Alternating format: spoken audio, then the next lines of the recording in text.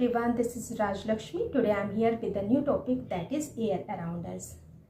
This chapter has been taken from class 6 and इस chapter में आप जानोगे कि एयर क्या होती है, what is the air, composition of air, properties of air and uses of air. So let's start. Children, as we all know, the topic has been given here, that is air around us. यानी हवा हमारे चारों तरफ है. Basically we cannot see it, we cannot smell it, but हवा है. That is अगर हम इसके here has been written here, air is a mixture of several gases. air क्या होती है, बहुत सारी gases का क्या होता है, मिक्सचर होता है. मिक्सचर मीन्स होता है कि जिसमें बहुत सारी चीज़ें एक साथ मिला करके, दैट इज़ द मिक्सचर. अब यहाँ पर गैसेस का मिक्सचर है, इट मीन्स एयर में कई गैसेस इन्वॉल्व होती हैं तो वो एयर बनाती हैं. And the second point has been given here that the no living things can survive without air. Means कोई भी लिविंग बीइंग है वो विदाउट एयर सर्वाइव नहीं कर सकते हैं. चिल्ड्रन, पानी के बिना तो हम 2 या 3 दिन तक जीवित रह सकते हैं, बट एयर के बिना तो हम 1 मिनट भी जीवित नहीं रह सकते. Composition of air.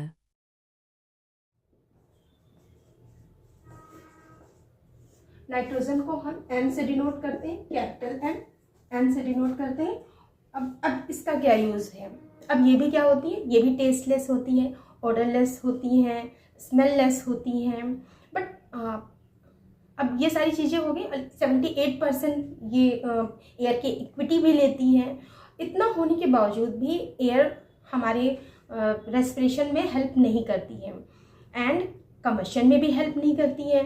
तो एयर क्या है, no use in breath. Burning में भी कोई यूज़ नहीं है, ब्रीथ में भी कोई यूज़ नहीं है. तो हम इसमें जब 78% ये इक्विटी ले रही है एयर की और फिर भी इसका यूज़ नहीं है, तो इसका यूज़ क्या है. अब हम इसका जानेंगे. इसका यूज़ है प्लांट के ग्रोथ में. जैसे प्रोटीन हमारे लिए हेल्पफुल होता है, वैसे ही प्लांट के ग्रोथ के लिए नाइट्रोजन हेल्पफुल होते हैं. और अगर प्लांट ग्रो करेंगे और वो फ्रूट्स प्रोड्यूस करेंगे, देन हम सब भी उसको खाएंगे तो हम सब की भी ग्रोथ होती है. तो हम ये यहाँ पर देखते हैं, for the growing of the plant के ग्रोथ के लिए नाइट्रोजन बहुत ही यूजफुल है. एंड द सेकेंड कंपोजिशन था, that is the oxygen. Second one, oxygen.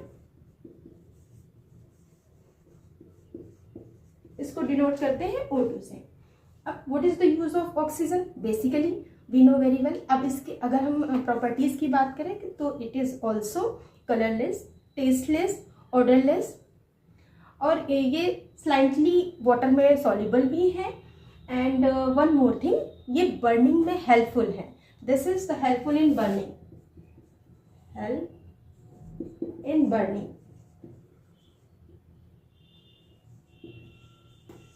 अब ये क्या मीन हुआ, हेल्पफुल इन बर्निंग. अब चिल्ड्रन, जो जो ऑक्सीजन होती है वो खुद बर्न नहीं होती है. ये क्या करती है, बर्न करने में ये हेल्प करती है. Suppose that we all are the teachers. तो टीचर्स क्या करते हैं, स्टूडेंट्स की वो हेल्प करते हैं टीचिंग में, ठीक है. लेकिन टीचर तो खुद ही नहीं पढ़ लेंगी ना सारा सब कुछ, वो तो आपको ही पढ़ना पड़ेगा, आपको ही सारी चीज़ें जाननी है. लेकिन अगर आपको कुछ भी समझ में नहीं आ रहा है तो वहाँ पर हम आप सबकी हेल्प करते हैं. Like oxygen also, oxygen burning में हेल्प करती है बट वो खुद बर्न नहीं होती है. दूसरा हो जाएगा रेस्पिरेशन.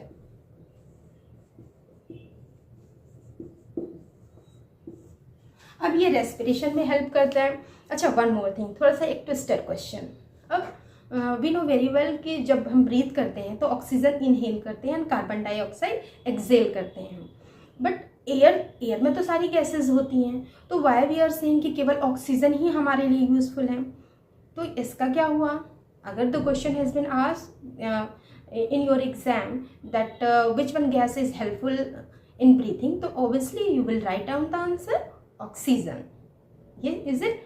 बट एयर तो मिक्सचर है. तो सब children, air is a mixture of gases. तो हमारे नोज में कोई भी फिल्टर नहीं लगे हुए कि केवल ऑक्सीजन ही अंदर जाएगी. एक्चुअली एयर मिक्सचर है तो वो पूरी एयर ही हमारे अंदर जाएगी, वहाँ पर ऑक्सीजन ट्रैप हो जाती है, ऑक्सीजन ले ली जाती है एंड अनदर गैसेस, क्योंकि नाइट्रोजन जो है वो अनरिएक्टेंट गैस होती है, वो रिएक्ट नहीं करती है, तो वो जाती है लंग्स के अंदर और वैसे ही वो वापस टाटा बाय बाय करके सारे लंग्स से मिल करके वो वापस आ जाती है और उसके साथ जो है कार्बन डाइऑक्साइड इंक्लूड हो जाती है। तो नाइट्रोजन जो है वैसे ही जैसे लंग्स में गई फिर वैसे ही वापस आ जाती है और ऑक्सीजन लंग्स के थ्रू ट्रैप कर ली जाती है। तो यहाँ पर हेल्पफुल है ऑक्सीजन रेस्पिरेशन में। ओके चिल्ड्रन, सो अब नेक्स्ट हमारा था नाइट्रोजन हो गया, ऑक्सीजन हो गया। अब 1% में हमारा आता है कार्बन डाइऑक्साइड।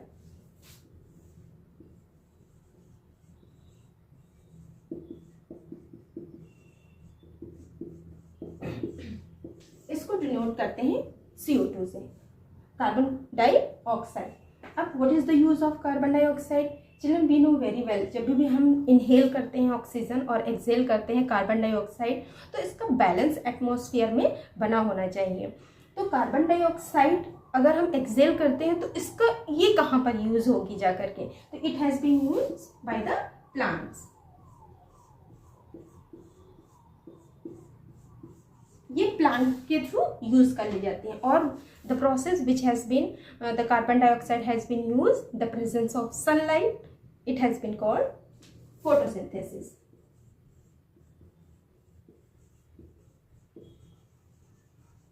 फोटोसिंथेसिस। अब इन दिस प्रोसेस प्लांट क्या करेंगे? कार्बन डाइऑक्साइड का यूज करते हैं और बदले में क्या निकालेंगे? Oxygen. Produce oxygen. Okay children, so जो ये बैलेंस है कार्बन डाइऑक्साइड इनटेक और एक्सहेल हो रही है ऑक्सीजन का, तो ये जो साइकिल है कार्बन डाइऑक्साइड ली गई, प्लांट के थ्रू ऑक्सीजन निकाली गई, तो ये जो प्रोसेस है ना, दिस इज इसी की वजह से क्या होता है एटमॉस्फेयर में ऑक्सीजन और कार्बन डाइऑक्साइड का बैलेंस बना हुआ होता है। वन मोर टेस्टर क्वेश्चन, अगर कंपोजिशन ऑफ एयर में 78% नाइट्रोजन है, 21% ऑक्सीजन है, 1% में अनदर गैसेस हैं, तो ये आइडियल कंडीशन क्या हर जगह सेम रहेगी? This is the question for you all. Answer will be no. Obviously इसमें आइडियल कंडीशन में जो परसेंटेज हैज बीन गिवन ये चेंज होंगे according to the place and season. Suppose that in rainy season, अब rainy season में क्या होगा? बारिश होगी, तो ऑब्वियसली वाटर वेपर क्या हो जाएंगे? उसमें बढ़ जाएंगे, वाटर वेपर बढ़ जाएंगे, इट मीन्स उसमें ह्यूमिडिटी आ जाएगी। और जब समर सीजन होगा तो ऑब्वियसली उसमें क्या होगी? ह्यूमिडिटी कम होगी। तो अब उस समय समर में क्या होता है? डस्ट पार्टिकल बहुत ज़्यादा हो जाते हैं। तो एक तो सीजन के रिगार्डिंग हो गया और दूसरा हो गया प्लेस के रिगार्डिंग। सपोज दैट कि आप हरिद्वार साइड में जाते हो तो वहाँ पर फैक्ट्रीज वगैरह नहीं है, जैसे लखनऊ में बहुत ज़्यादा पोल्यूशन है, तो यहाँ पर कार्बन डाइऑक्साइड की मात्रा बहुत ज़्यादा होती है, विंटर में बहुत ज़्यादा बढ़ जाती है। बट हरिद्वार और Rishikesh you will go there, तो वहाँ की एयर क्या है? वहाँ की एयर क्वालिटी बहुत अच्छी होती है। इट मीन्स कि जो आइडियल कंडीशन होती है सारे गैसेस का जो परसेंटेज है वो वहाँ पर होता है। बट जहाँ पर इंडस्ट्रियल एरिया होगा ऑब्वियसली वहाँ पर डस्ट पार्टिकल, कार्बन डाइऑक्साइड और अदर गैसेस उसमें इन्वॉल्व हो जाती हैं। तो according to season and place और टाइम के रिगार्डिंग ये चेंज होती रहती हैं। पर ऐसा नहीं है कि कार्बन डाइऑक्साइड बहुत ज़्यादा हो गई, 50% आ गई और ऑक्सीजन लेस देन, तो ऐसा कुछ भी नहीं है, इतना ज़्यादा नहीं होता है एटमॉस्फेयर में, बिकॉज द साइकिल चलती हुई रहती है, तो इसकी वजह से ये बैलेंस मेंटेन रहता है। लेकिन जहाँ पर इंडस्ट्रियल एरिया होते हैं उनमें ये सारी चीज़ें इन्हेंस हो जाती हैं। ओके चिल्ड्रन, अब हम जानते हैं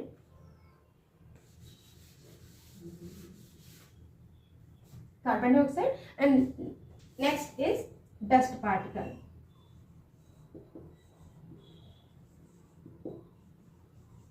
डस्ट पार्टिकल, अब ये क्या होते हैं डस्ट पार्टिकल? अब आप कहोगे एयर में तो डस्ट होती ही नहीं है। चिल्ड्रन, डस्ट पार्टिकल हमेशा एयर में प्रेजेंट होते हैं।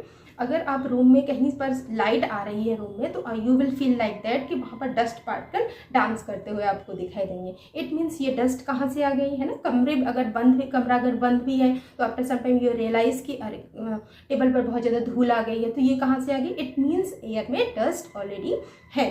ठीक है, तो air is a mixture of different types of gases, water vapour, dust particle, smoke and another gases. तो इसमें डस्ट में क्या हो जाएगा, जब हम देखते हैं उसमें डस्ट भी प्रेजेंट होती है। वाटर वेपर में क्या आ जाएगा,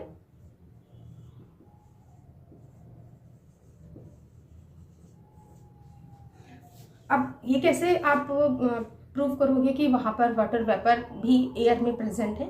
चिल्ड्रन, अगर आप फ्रिज से कोई ठंडी बॉटल है और उसे आप बाहर निकाल करके टेबल पर रखते हो, तो after some time you realise कि ये बाहर साइड में आउटर सरफेस पर इसमें पानी आ जाता है। अब ये कैसे है, बिकॉज ऑफ जो आपकी ठंडी बॉटल है उसने क्या किया, एटमॉस्फेयर की जो ह्यूमिडिटी है उसको कंडेंस किया, दैट्स वाई कि वो वाटर जो है आउटर सरफेस पर आ गया। इट मीन्स ये भी हेंस प्रूफ हो गया कि उसमें वाटर वेपर भी होते हैं। Okay, one more thing, up to step question, why the mountaineers carry oxygen cylinder with them?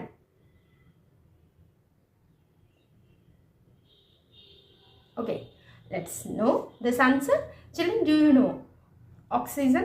अब यहाँ पर हम इस क्वेश्चन को समझने की कोशिश। Why do mountaineers carry oxygen cylinders with them?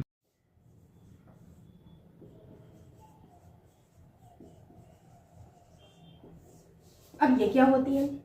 तो children, air is covered, earth is covered with the air. हमारी जो अर्थ है वो डिफरेंट लेयर से क्या होती है, कवर होती है। ये हमारी अर्थ है और अर्थ क्या होती है, लेयर से कवर हुई होती है। ये किलोमीटर तक ऊंची होती है।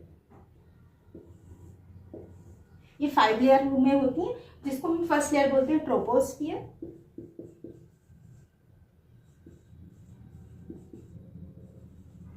सेकेंड होती है स्ट्रेटोस्फियर,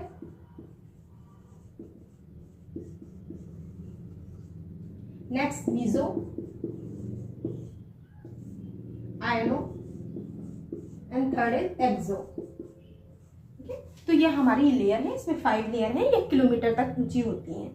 सपोज ये होती है, ये 15 किलोमीटर तक की होती है फर्स्ट ट्रोपोस्फियर, सेकेंड जो होती है वो 21 किलोमीटर तक होती है।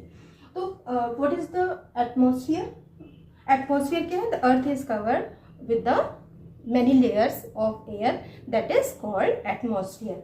और ये जो अर्थ है वो लाइक इनवेलप की तरह है और इसके अंदर अर्थ हमारी कवर्ड है। ठीक है चिल्ड्रन, अब यहाँ पर ट्रोपोस्फेयर में क्या होता है, जो बादल वगैरह हैं आपको सबको दिखाई देते हैं, एरोप्लेन वगैरह उड़ते हैं, वो हमारे किस में हो जाएंगे, ट्रोपोस्फेयर में हो जाएंगे। स्ट्रेटोस्फेयर में आपकी ओजोन लेयर होती है जो कि शील्ड का काम करती है, यानी अल्ट्रावायलेट जो रेज होती हैं वो अर्थ पर आने से पहले वो इट हैज़ बीन एब्जॉर्ब, तो हमारी अर्थ क्या होती है, प्रोटेक्ट रहती है।